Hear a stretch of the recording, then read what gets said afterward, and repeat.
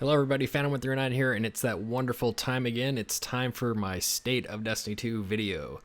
We've got a lot to cover today. Season 15 recap, Witch Queen, Season 16 initial impressions, and so much more. So let's get right into it since there is going to be a lot, and I'm going to probably lose my voice from the amount of talking that I'm going to do. Alright, Season 15, final thoughts. Let's start by discussing what happened in the wonderful 6-month season that was Season of the Lost. If you remember, which you probably do because it was a 6-month season, we dealt with the lead-in to the Witch Queen and working with the Awoken Queen, Marasov, and Savathun to exercise her Worm Familiar. Gameplay-wise, we had Astral Alignment, Shattered Realm, and then the 30th Anniversary Pack added Dares of Eternity and the Grasp of Avarice Dungeon. My thoughts on these individual aspects of the season were discussed in a previous video, so I'm not going to spend too much time there, but let's just get into the final ratings for the season. I'm going to use the same system that I've always used here, so we're going to talk over the points and then kind of give my reasoning for why I rated the way I did. So for story, that's an 8 out of 10 here. Season 15's story started very strongly, felt very fluid and interesting, but the conclusion of the season was a little weak in my eyes. For a quick synopsis, we had to reassemble Marasov's Lost Coven of Techians to help with the exorcism ritual. To do so, we needed to run through an activity called Astral Alignment to gain access to regions of the Ascendant Plane, which were called the Shattered Realm. We then went into the Shattered Realm to find the Lost Techian within. Finally, at the very end of the season, the last week of the season, we had to defend the ritual in which Savathun's worm was removed and the real Osiris was returned to us. However, Marasov's plan to kill Savathun herself backfired as Savathun escaped. Big surprise. I did dock a few points from my original rating that I gave earlier due to the exorcism mission being released in the very last week of the season, which, in my opinion, should have been done 3 to 4 weeks before the end of the season. Gameplay-wise, the mission had a skippable cutscene. Unfortunately, if anybody in that 6-player fire team, which was match-made, by the way, why are you even doing matchmaking for these activities? If anyone skipped it, then the entire fire team would lose the cutscene and game over. Finally, in terms of the story itself, it made really no sense that Savathun's ritual happened a week before she got an entire army of light-bearing hive, whereas it would have made so much more sense if there was some time in between the two events, say like a month. So a few points lost there, Bungie, but otherwise still pretty good in the seasonal storyline. Next up, we have Endgame. I have 6 out of 10 for the Endgame here. Season 15's Endgame, we had Vault of Glass, Grasp of Avarice, The Legend Shattered Realm and Astral Alignment, and Grandmaster Nightfalls. The Grandmaster rotation for this season I felt was skewed a bit too heavily towards the tougher side, and this actually led to Bungie having to nerf some of these strikes. I mean, let's talk about the Corrupted, man. That strike was a pain, and Bungie actually nerfed it twice in one season. I would much rather see Bungie start to target 1 to 2 of the really tough strikes every season, and then have the other 4 to 5 be community favorite strikes, which a lot of people would like to do in a given season. Make it more of an enjoyable experience while still retaining some of the challenge. Also, we had very weak anti-barrier champion mods this season. This problem was only amplified in places where these champions existed. Thankfully, Bungie gave anti-barrier to Arbalest later in the season, so this did kind of remedy some issues. However, I still think champions are not in a great place right now. I discussed this a little bit in my last video. If you need more information on that, you are more than welcome to go check that out. Bungie also still needs to sort out the place of legacy raid and dungeon content in the game. At the moment, players only engage in these old pieces of content for triumph hunting and nostalgia hits. This is why I really continue to advocate that all raids need to be either powerful or pinnacle sources. Actually, Deepstone Crypt was accidentally flagged as a powerful source at the start of the season, and guess what? There were a lot of people playing Deepstone Crypt. You took the powerful away, and guess what? Playout time fell off red again. So no reason not to make these all powerfuls or pinnacles at this point, and with the whole weapon crafting system in place now, more of a reason to actually include these old pieces of content in there as well. For the grind, I've got you at 6 out of 10 here. There really isn't too much to offer for the grind here that skews the direction in either way, since there really wasn't any much change from season to season. Old pinnacle sources were dropped to make places for new one, and honestly, the biggest problem facing the grind is still pinnacle RNG. It's a major problem. Bungie said they were going to address this problem 2 years ago. Have they done so? Absolutely not. Am I surprised? Also absolutely not. Have I talked about this many times and I don't want to talk about it anymore? Absolutely. Let's move on. Exotics. And unfortunately, this is where you're going to take a hit. So I dropped you to 4 out of 10 this time. I already gave you a warning last season why I was going to do this, and apparently you didn't take the feedback. But let's go over it. So we got 4 new exotic weapons, 2 at launch, and then 2 more during the 30th pack. At launch, we had Lawrence Driver and Agar Scepter. Then during the 30th pack, we had Forerunner and Gallahorn. The weapon offerings this time around were incredible. They felt very powerful and fun without being game-breaking. My feedback here is just keep it up with the weapons. That is exactly how I want to see things going forward. The good news stops there, unfortunately. Instead of doing a 180 and fixing the big issue I mentioned with highly underwhelming Warlock exotics, Bungie just straight up made all 3 exotic armor pieces worthless. And then instead of having their usual Warlock shaft, they just made it so Warlocks? What are even Warlocks? Let's make the exotic armor pieces do literally nothing. The exotic perk didn't even work properly, and then when it came up to community feedback time, Bungie was like, we're going to look into this, and then the response, there's nothing wrong with it. I'm speechless. Take your low score, and let's be done with this. Gameplay, I gave you an 8 for this season 15. We had multiple new activities in Season 15, introduced over various time frames, given it was a 6-month season. Each of the seasonal activities were fun and interesting at first, especially with the Shattered Realm and the aspect of discovery and secrets within. The 30th pack brought in Dares of Eternity and Grasp of Avarice, both great pieces of content, although the reputation grind for Dares of Eternity was kind of a very center stage issue, and more so highlighting the issue that this system is still not in its highest point and needs some more adjustment. There was nothing new on the stasis front, and given that Light 3.0 was happening in year 5, I kind of drew the conclusion that we're done with stasis for a while. Hopefully not for good. I still think there is room for further improvement with stasis, but for the time being, it looks like we're going to be dealing with Light 3.0 for this year.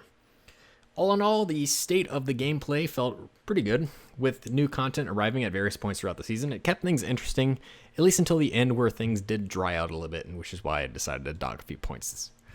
For the events in the season, I gave a 7 out of 10. We had 2 events, the Season of the Lost, that was Festival of the Lost, and The Dawning. I've already provided feedback for both of these in my past 2 videos, so there's no reason for me to repeat my feedback. They were good events.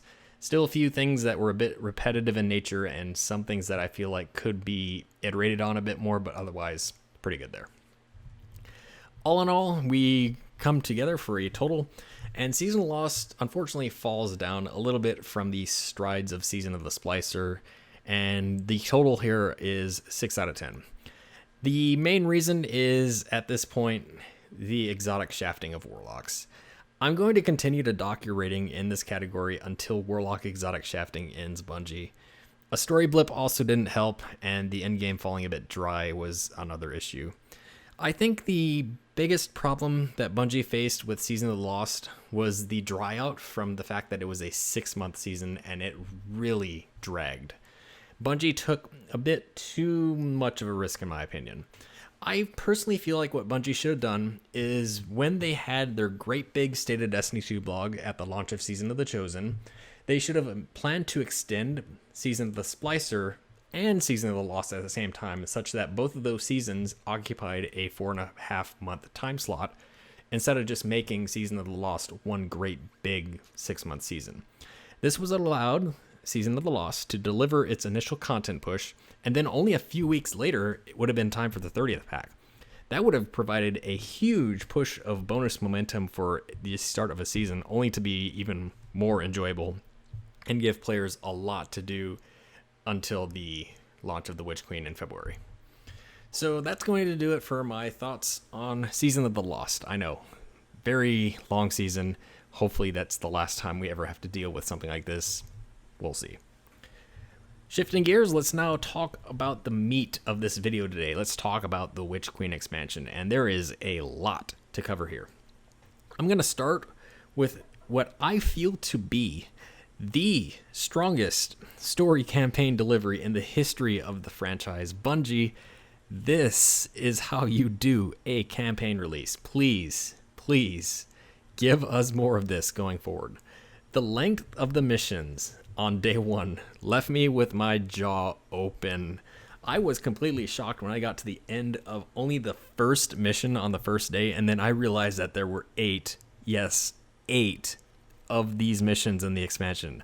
I was completely blown away with both the quality and the overall experience the missions provided. In terms of Bungie saying that they wanted to hit those strides of Presage and Expunge, you did exactly that, and I cannot commend you enough for that. I also cannot commend enough the launch of the expansion. This time around, it felt flawless. There was hardly any launch issues.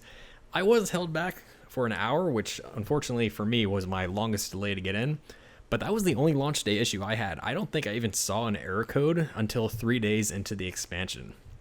The Legendary campaign, that was fantastic. The challenge felt great, and I loved to some degree the element of scaling on it.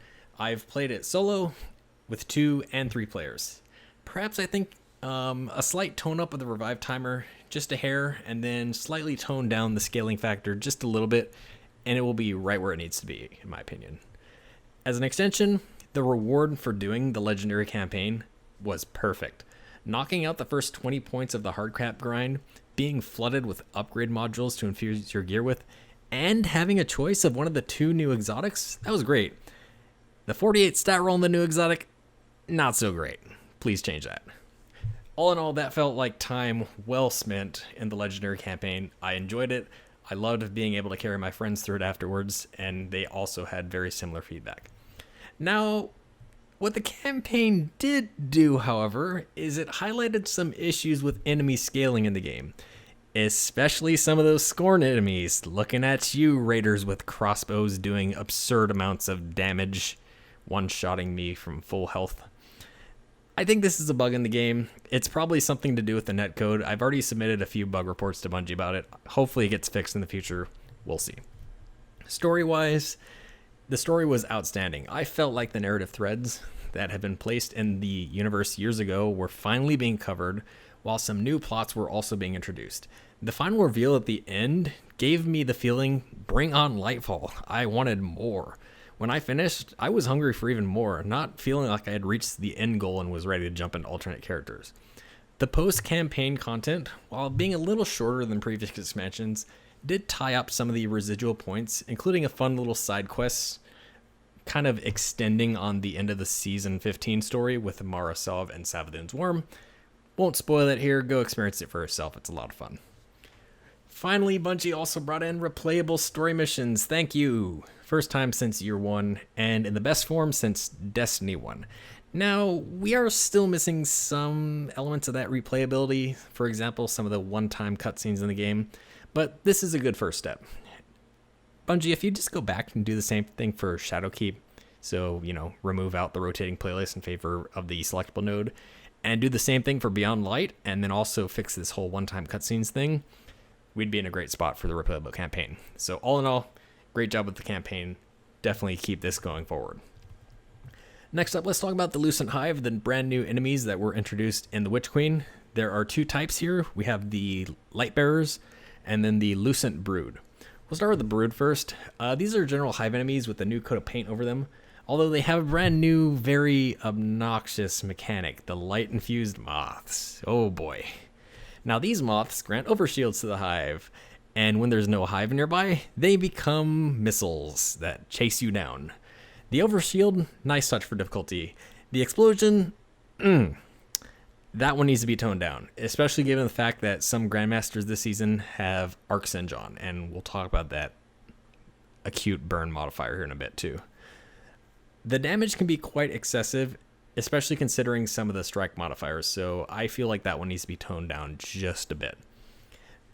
The Lightbearing Hive, on the other hand, they were touted as champion-level enemies without stun mechanics, and guess what? They are champion-level enemies without stun mechanics. They hit this one right on the head. I really enjoy fighting these combatants. However, I feel like they too need to consistently evolve from season to season, otherwise they'll become a bit stagnant, and they're already feeling like they're sort of doing this. I think what Bungie should do, and this is just some feedback, who knows, maybe they're already doing this, but I think over the course of the year, since we're seeing Light 3.0, that every season when Bungie introduces a 3.0 element, that guess what? The Light-Bearing Hive also learn a new element. So for example, right now the Knight only has Void, but let's say in Season 17, they now know Solar as well as Void, and then they get Arc in Season 18, and then they can randomly pick between these elements when they spawn in. Immediately, they become a lot more interesting, and then you need to consider possible incoming damage when fighting them, a brand new encounter each time. So that little element of randomness to make the game feel a bit different every time you play. Alright, let's talk weapon crafting. Now, back in my September State of Destiny 2 video, when I offered some initial impressions on the reveal, I gave the take that I was a bit hesitant on giving a thumbs up for weapon crafting for Destiny 2, given that most of the chase in the game was built to be on hunting down random rolled items, and that crafting could take this huge part of the aspirational chase out of the game. Well, thankfully, I can now say with confidence that these fears seem to be misplaced.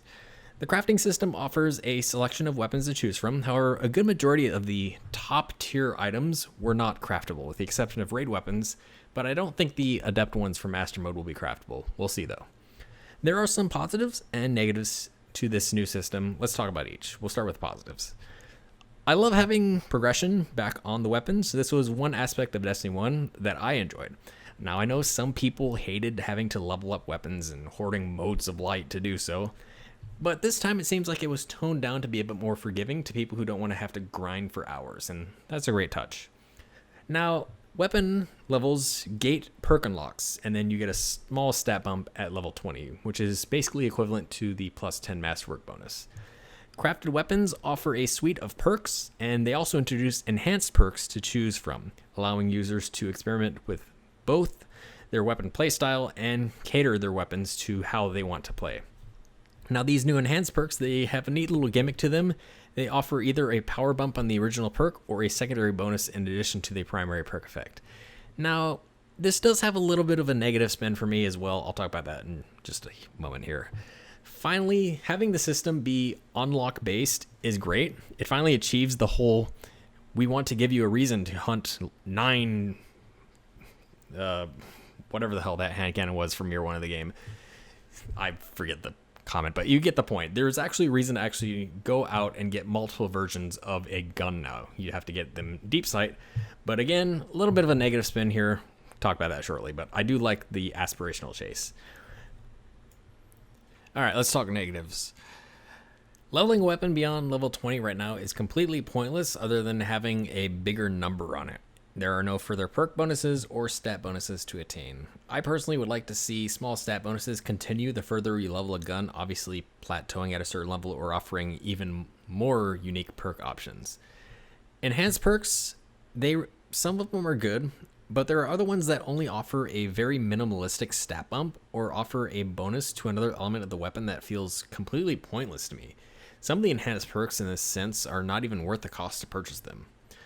Speaking of costs, there are material caps all over the crafting system, and I would have assumed that Bungie would have learned that most people are tired of these caps. In addition to removing the caps on the weapon crafting materials, I think it's time that Bungie just drop caps for a bunch of the currencies in the game altogether, so things like Ascendant Shards and Enhancement Prisms. This whole crafting cap system in place right now is only fueling a new problem of hoarding weapons with the deep sight on them to stockpile beyond the limits, and I don't think this was intentional player behavior.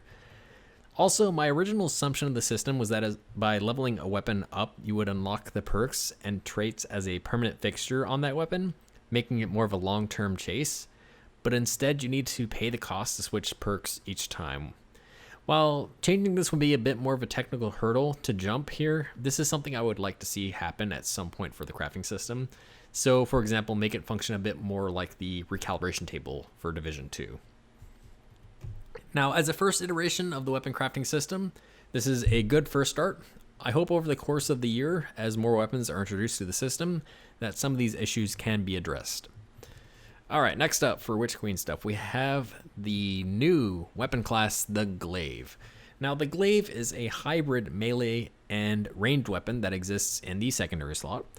offering the capability to get up and close and personal with enemies while also providing ranged options for hitting targets at a longer range, and a shield. And the ranged shots have a bit of a timing method to it, so the shots actually have to travel a bit. Now, my first usage of the glaive was during a legendary mission, and there were red flags going up pretty quickly when I was struggling to take down red tier mobs with even the melee attacks. And I don't think this bodes well for the glaive in in-game tier content, and even to some extent in the raid, I was putting it down fairly quickly. Now, an exception to this season is the Suppressing Glaive mod, and this mod, when it expires in Season 17, will leave a pretty big gaping hole in the capability of the glaive, and large tier enemy melee attacks will once again just dominate this weapon's potential. And honestly, I don't think anyone's going to be getting up and close and personal with these big guys anyways, with the one-hit kill melee attacks that many of them still do.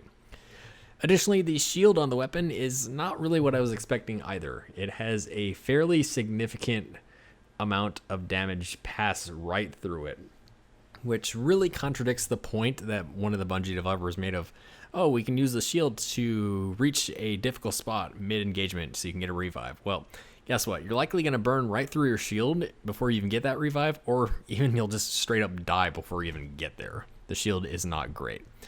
Finally, the exotic glaives. After a very long post-campaign quest, including one hell of a weapon grind at the Wellspring, these things were a complete letdown, and they need a complete rework.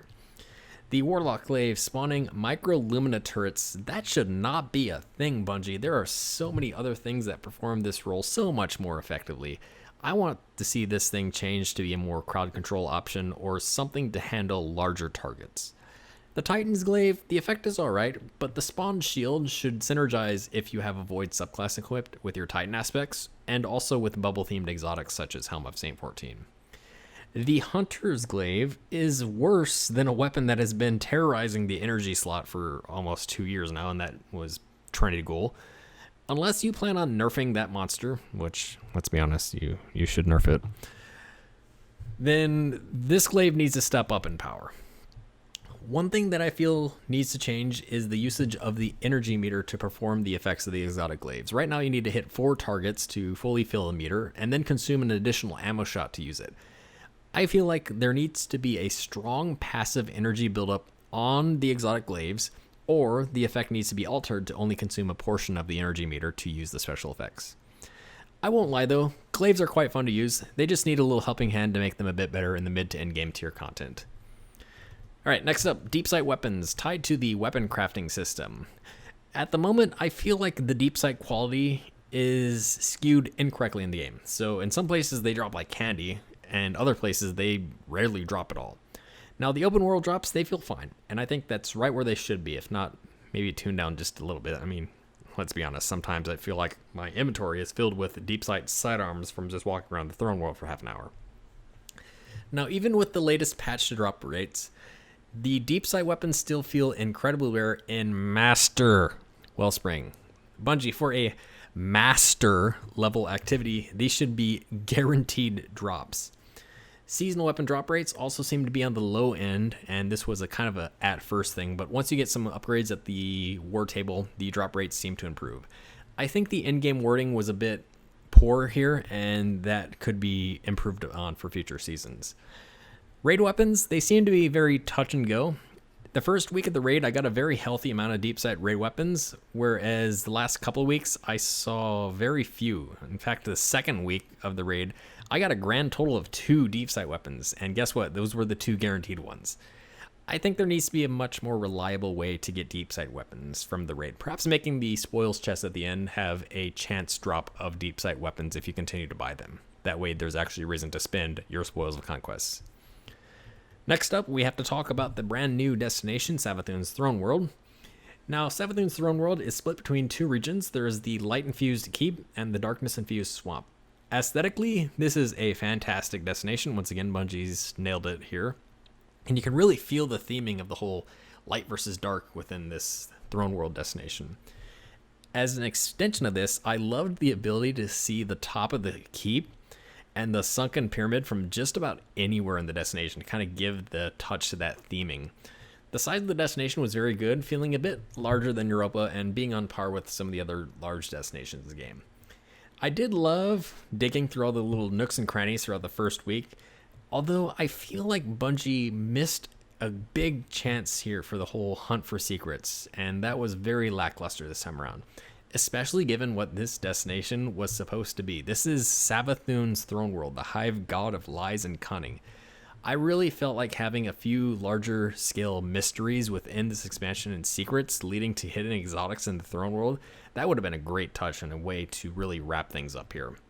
Finally, we have the 3 new lost sectors. 2 of them incorporate the light-bearing hive, and then there's also the battle between the hive and Scorn. I already gave my take on the overpowered Scorn enemies a bit earlier, so I'm not going to really talk about that, and I feel like they don't really give the lost sectors complete justice. I'm going to say that I am not a fan of the infinitely spawning Scorn in Extraction. This really makes Legend and Master Triumphs exceedingly difficult, especially given the fact that Scorn spam totems and grenades, and those also need significant nerfs. All in all, though, I do like the continued trend towards mini-dungeon style lost sectors, but I feel like Bungie needs to be a bit more cautious and considerate towards their solo Triumph Hunters. Alright, last up, we need to talk about origin traits and masterworks. This is a bit of a controversial topic that I didn't hit before Witch Queen. I felt like I wanted to save my feedback until after I got my hands on the system for a bit. Now, a few weeks before the release of The Witch Queen, Bungie had a weekly update in which they said that the Masterworks system was going to kind of be toned back a bit. The orbs on multi-kill was being deprecated and trackers were no longer being tied to the Masterworks. I was perfectly fine with the whole tracker changes. It was the change to Orbs of Power that Bungie did that, in my opinion, was completely unacceptable to me. Now, what Bungie did was they moved the functionality of this to the helmet mod slot. They made it a 3 power cost mod. They also made it require a matching element on the armor to be able to slot the mod. They basically hit every one of those "we don't do this anymore" categories all at once. Their excuse for making the most restrictive change to the game in a very long while: we can't add these new origin traits without doing this. Oh, don't worry, the origin traits are going to be just as good as Orbs and Multi-Kills. Bullshit, Bungie. Complete bullshit. You had every opportunity to move these mods to a less populated armor piece, or even just make it a general armor mod where you could put it on anything, make it a low to no cost mod, and have a zero restriction mode on it. What do I mean? Why not just have a single mod that's a general mod that just makes it so if you have a masterwork or an exotic weapon, it just gets the orb capability. Problem solved immediately.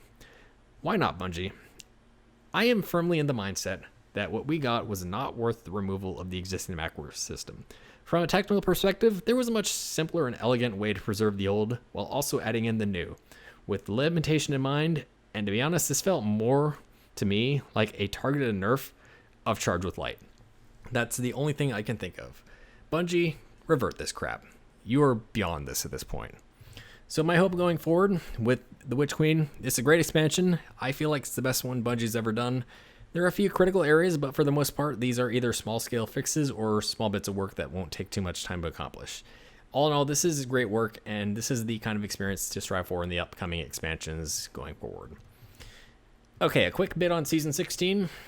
This time around, we had the seasonal launch content that went aside the expansion, and it seems to fulfill my biggest complaint from last year, which had Season of the Hunt relying on the expansion content. This time, Season 16, which is Season of the Risen, the content seems to stand alone just fine. It augments the expansion content instead of relying on it. The seasonal content is a battleground experience. It plays like 3/4 of a strike with a Lucent Lightbearer as the boss. The normal experience is a ton of fun, if not predictable, after the first few runs. And again, I mentioned this a little earlier, but this is an area I feel like Bungie could improve a bit on. The Legend Battlegrounds released this week, and I'm going to be honest, I was disappointed with it. It's just a level bump with some modifiers. No added mechanics, no champion additions, which I'm going to be honest, that's not necessarily a bad thing. And then only minimalistic loot increases. Now, I feel like if it had a guaranteed deep sight weapon tied to it, it would have been much more worth it. The storyline, although a little shorter compared to past seasons, I felt was executed really well. There was a quick plot line and some really cool Saladin backstory to learn more about. We'll see how this holds up to future seasons later in the year, but I'm not going to call my feedback on this one just yet. Finally, there was a new exotic mission called Vox Obscura that took place in the original Destiny 1 Mars Zone. It's a blast. It's a great bit of difficulty and time crunching to test your skills as a tank driver and also how quickly you can kill a boss. One little thing, Bungie, why can't you make this small region a small scale destination for the year?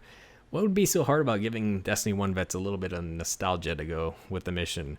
You could have then used the zone for future seasons as well. A bit early to give a full rating impression for Season 16 since we haven't played any Grandmasters yet, and we don't know if there's any other surprises lurking down the road. One thing I'm going to say, Bungie, though, I am going to rail you in June for Guardian games. I've told you twice now, bin this piece of garbage event, and yet you seem convinced that we as a community like it. Spoilers, we don't. Okay, next up, brand new raid, Vow of the Disciple. And yet again, if you've watched my previous videos, you already know exactly where this is going. And yeah, thumbnails plenty. Let's talk about the raid first. In terms of the raid itself, there's the obvious criticism of what happened on the first day and how the subsequent extension of the contest for the second day ruined some weekend plans. But again, more coming shortly. Encounter-wise, I wasn't really blown away too much in terms of mechanics. There were numerous old plays coming back again, transfer of information, old relics, buff and debuff combos. The execution of the mechanics outside the first encounter is a very short window to shoot the correct lifts, and perhaps the third encounter's time window being a bit too short in my opinion, was done remarkably well. So this was a fun raid. I was very impressed with the aesthetic of the new raid, although this did also work against it at times, especially in the jumping puzzles and misleading directions that you needed to progress through the raid itself. The first boss, that was a fun challenge, but again, Bungie, this is where your contest mode scaling is really starting to hurt raids more than they're helping them. I feel like solving mechanics should be the focus of the first day and not being forced into really tight DPS windows, as was the case for my feedback with Atrax last year. That aspect of raiding should be reserved for Master Mode, where you're supposed to display mastery over the content. I do hold the same criticism for Rolk, especially the final stand, but otherwise that final boss fight was outstanding, and I hope this is the standard play for boss fights and new raids going forward. Overall, the big feedback here is it's time for some innovation on mechanics. Get out of this standard encounter puzzle, standard boss fight, the Doom mechanic, break boss shield, DPS, rinse, wash, repeat.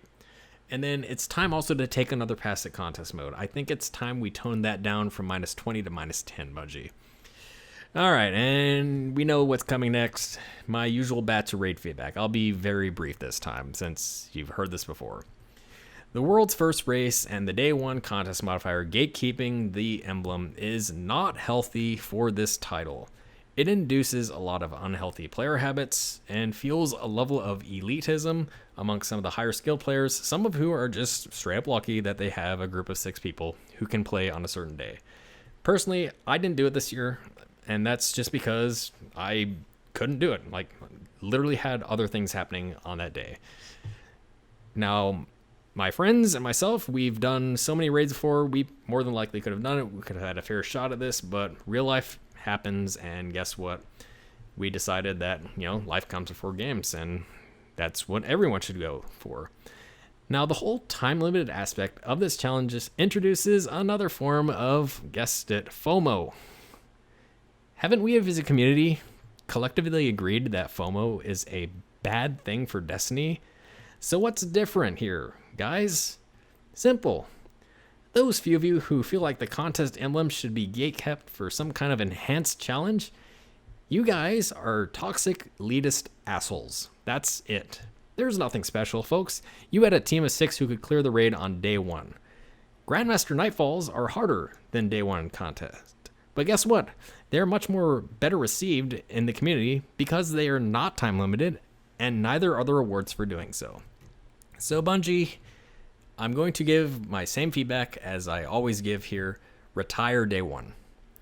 It's time to introduce a system that removes these unhealthy constraints on players while also retaining the level of prestige and fairness for your world's first race. And this is what I think you should do. When a new raid goes live, contest mode is global for the entire raid. If you have a fire team that enters the raid before the first clear, they have the contest modifier tied to that raid checkpoint save for the first 24 hours. As soon as the raid has a verified clear, contest modifier is disabled globally. However, anyone who's still in the raid can retain the modifier, but after the first day is over, it is also removed. Contest then goes away for the raid until the master mode is released, at which point contest becomes a third difficulty option. It is a permanent addition to the game. I would make contest mode offer a permanent pinnacle drop source regardless of whatever raid is the current raid or whenever the past raid playlist or whatever you're going to do this year goes live.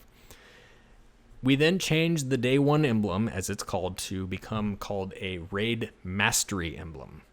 And here's what happens with that. Anyone who clears contest mode in the first 24 hours gets this emblem. Anyone who does not can get the emblem when they complete the raid's seal. You then include contest mode as a requirement to get the raid seal. And then you introduce on that emblem only a special stat tracker that shows the time of the first completion. And if you cleared it on day one, you have your tracker gilded. That way you can retain your level of prestige. Hey, I did this on day one. Here's my gilded emblem to show that I did. And everyone else can still get the emblem once they unlock the seal. Bungie, it's time to stand up to the people in the community who are elitist scumbags. In fact, here's a look at some of the elitist scumbag responses that I got when I posted this same feedback with some very, healthy critiques and offering my thoughts on why this was a good idea. And I was met with this. This is what I got.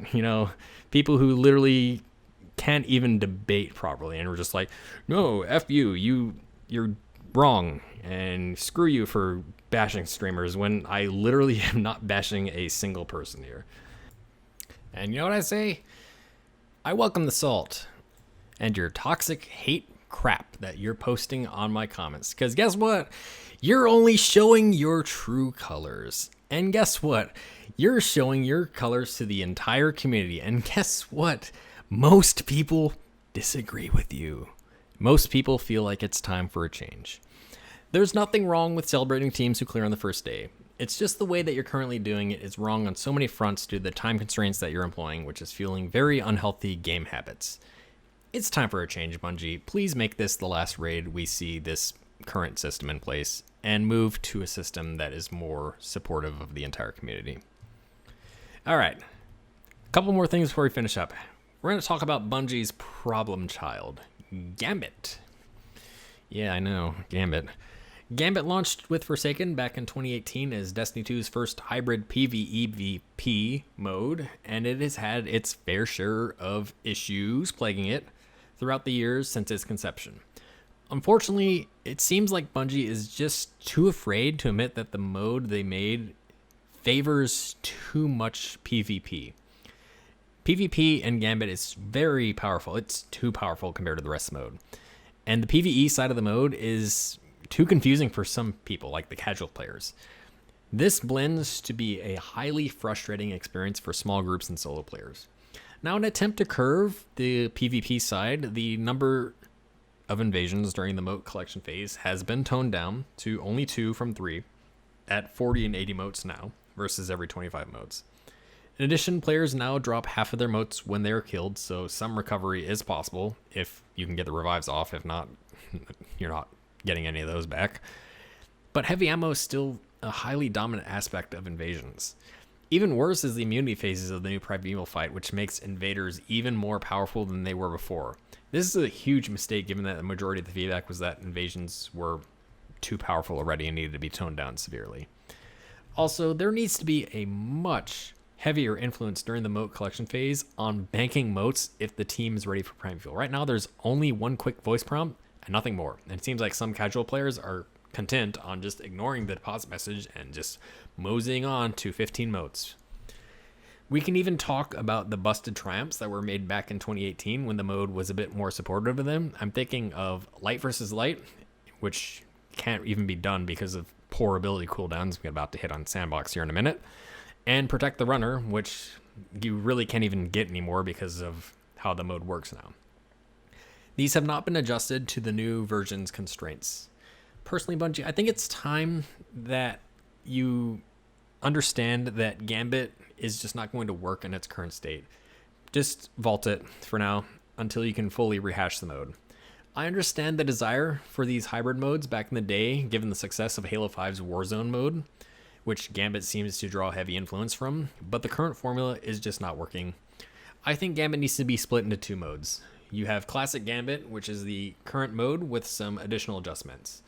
First thing I would do to Classic Gambit is I would, again, raise the maximum motes back up to 20, and then add a second deposit site at the bank. So the first site is for the progression of the team towards Primeval, and then the second bank would be progression towards an invasion portal. That way, players would have to choose between progressing towards the Primeval or banking to allow someone to invade. I would then make invasions a complete risk and reward style attack, where if the invader dies, some of those motes that you spent to get that invasion are then given to the other team. I would then restrict the amount of invasions to 2 per the mote collection phase, and then 2 during the Primeval phase. And if a team, for instance, gets Primeval phase and you still had 1 left over from the mote collection phase, well, you've lost it. In theory, this would allow for 4 total invasions, unless, a team's quick enough to get to their Primeval before an invasion, in which case it would be 2. The goal here is just to reduce the efficacy of invasions. It's just too strong right now, and it needs to be severely toned down. To augment this, I would have a secondary Gambit mode that is a complete PvE mode. There is no PvP. This would be a boss race mode. And motes would then spawn blockers at the bank and in the active front. So they would then support the enemies that the other team is fighting. I would make it so dunking 20 motes would spawn a mini-boss in the active front that shields the nearby enemies and has some tight mechanics that require some defeat. Both of these could then be released with the addition of a new Gambit map at a future season. Either way, Gambit needs a lot of tuning to be a viable ritual activity, because even with the attempted adjustments this season, it's still in a very bad state, and I feel like it needs to be redone at this point. Alright, one last area, I promise. And we're going to hit on the Sandbox team now. I did this in my last video, but I have to continue on here. Sandbox team's continued anti-ability crusade is still going, and something needs to be done. Now, back in December, we saw all abilities in the game take a serious power and uptime hit.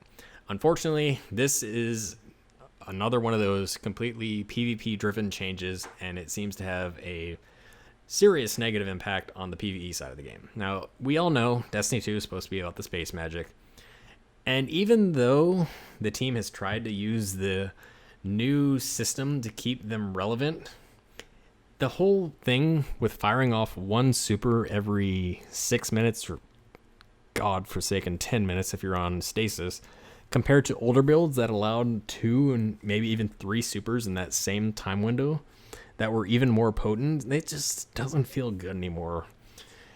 In addition, while some of the new Void 3.0 aspects and fragment combos are powerful, and I will admit they are, in some cases, overpowered, they're still very underwhelming compared to the original kits. We've even lost some aspects of the original kits. And the potential fun factor we saw through Stasis just did not seem to manifest with the Void 3.0 as well. Intellect as a stat is still completely useless with a super tier cooldown system in place. I feel like this is one of those things that needs to be addressed ASAP. PvP bounties and quests that require super kills are now a complete slog and are no longer an enjoyable experience. Let me just talk about an experience I had last week with Iron Banner. I got to my last character, which was my Hunter, and I was on the last step. I needed 9 super kills when I hit that last step. That took me 7 matches because of how weak supers were. And I do not consider myself a bad PvP player. I consider myself a pretty decent PvP player, and I was on the struggle bus for that. 1 missed hit would just end any chance for the rest of that game. This was so bad, Bungie, that if I missed or I got killed during my super, I would just leave the game. Like, I didn't even bother staying in that game, even if I was going to win it. I was more interested in finishing the quest than wasting my time knowing I was not going to get any progress that game. Bungie, I don't care about the whining from PvP players about abilities being too powerful. Most of the whiners were shotgun abusers, people using Chaperone. And abilities, at the time, were the top shotgun shutdown tool. Given the fact that these are still highly prevalent in PvP, even though shotguns have been nerfed numerous times, they're still stupidly prevalent. The argument for less ability uptimes has completely fizzled, in my opinion. I feel like it's time to revert back to higher ability uptimes.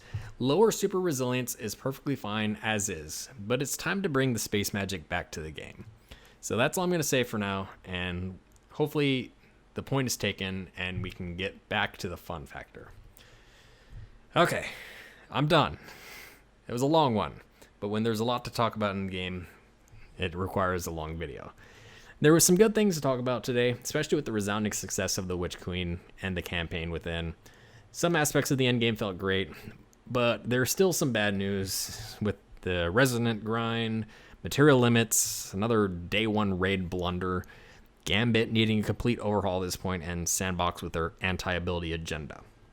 Now, I usually come around with lines like, oh, Bungie has their work cut out for them, but honestly, this time around, I feel like other than the Gambit rework and maybe some adjustments to the raid experience, most of these are really nitpicky minor adjustments that Bungie could hit in a hotfix. I hope Bungie makes strides to improve on these tricky areas, because that would set the stage for the best start of a Destiny 2 year to be met with the best delivery item experience going forward. All right, I'm done. Been talking for 50 minutes. That's going to do it for me today. Thanks for watching. If you stuck around, be sure to leave your feedback, and I'm going to now go back to playing Destiny because I have a stupid amount of deep sight weapons to grind and some grindmasters to prepare for. We'll talk again in June after we get into Season 17. Until then, thanks for watching. I'll see you next time.